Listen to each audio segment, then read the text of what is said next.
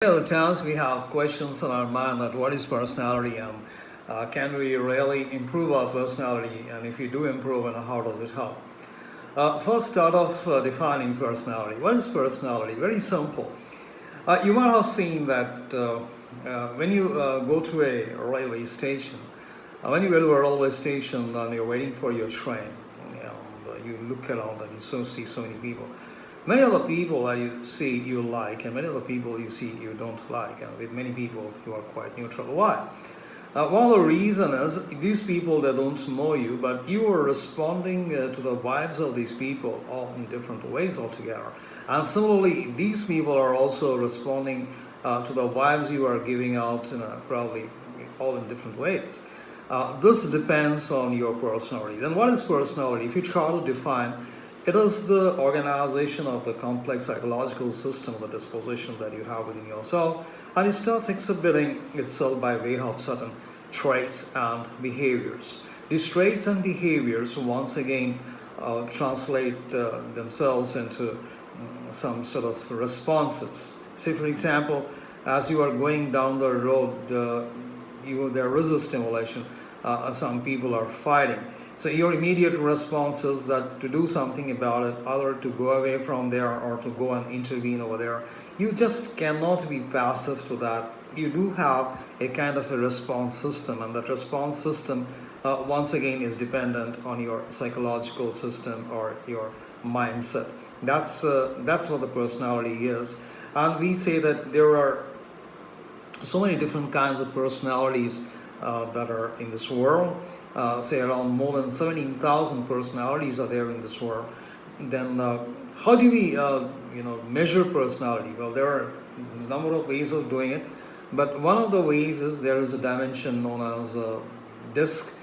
DISC stands for, D stands for, it's an acronym. If you expand it, well, you can see D stands for dominance, I stands for influence, steady stands for steadiness, S stands for steadiness, I'm sorry about that.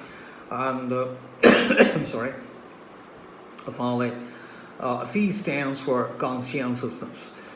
Now, in your character, if you see four dominant elements are there, one is dominance. So how dominant you could be, or how dominant you are. Then influence, so how much influence you have on the people around yourself, or how much influence you can create on others. And then steadiness, so how steady you could be. Like people in different situations, they tend to lose their steadiness. In certain situations you are very steady and confident, in certain situations you are not. And finally, consciousness, that means how responsibly you are. You act or behave in a very frivolous way, or you behave in a very serious way to the different situations. All these combine together to create a host of characteristics within yourself, and that's what we know as a personality. Now, how do we develop these characteristics? That's also a question. Well, we develop these characteristics number of ways. Some of the common ways are the way we have been brought up from our early childhood days in the formative years. The stories we hear, the kind of behaviors that were shown to us by our parents, our teachers, our friends, the kind of exposure we had at that point of time, and the things what we learned at that point of time, everything that happened at that point of time is responsible for what we are today to a great extent. We learn a lot of things consciously and unconsciously, and they get embedded within ourselves, like it or not, that's a fact.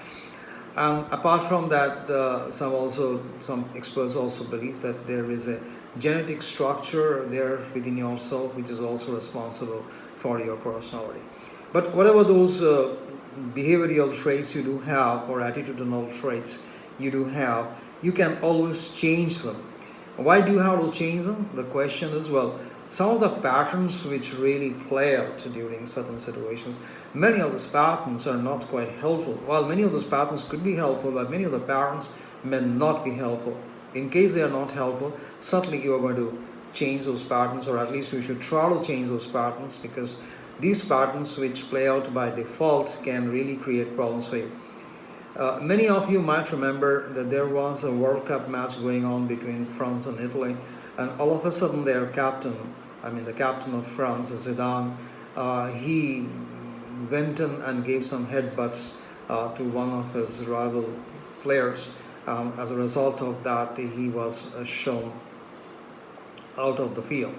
Now, this is something what he did as a kind of a spontaneous reaction to some stimulation. But if he could hold himself back, France could have been the winner of World Cup. So many of the times we take very impulsive decisions, or we act very impulsively, and that often land us into problem. In other words, if we can control ourselves, if we can control our emotions in a better way, we can use our discretion that what should be done and what should not be done in a positive situation. I mean, in positive situations, in negative situations, we can carry ourselves in a more effective way.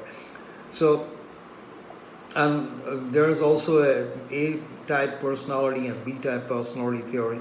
A-type personality are the kind of people who are very anxious, who are always on their toes, who try to always try to do things on time, and not only on time, they rush through things, they take fast decisions, they are always on their toes, they want to achieve something, they're very restless sort of things.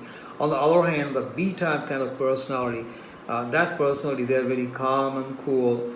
Even if there is a fire, even if there's a crisis, they would hardly be agitated. They will go and do things coolly. Many people believe that people who belong to the B-type category of personality, they are better. One question is, how do we improve the personality? Well, the first step is to improve your personality is to weak the weaker traits what you have. Like for example, you do have some sort of a biasness, you do have some sort of a nervousness, you do have fear, you do have a very strong fear psychosis, you don't like to mix with people, you're scared of so many things. Well, if you are a kind of a person, the first job is to spot those fears and then work on those fears and work on those weaknesses, So once you are able to work on those weaknesses, it is going to be much easier for you to get rid of those negative habits, those negative traits, and replace them with the positive ones. I hope this video is helpful for you. Thank you very much.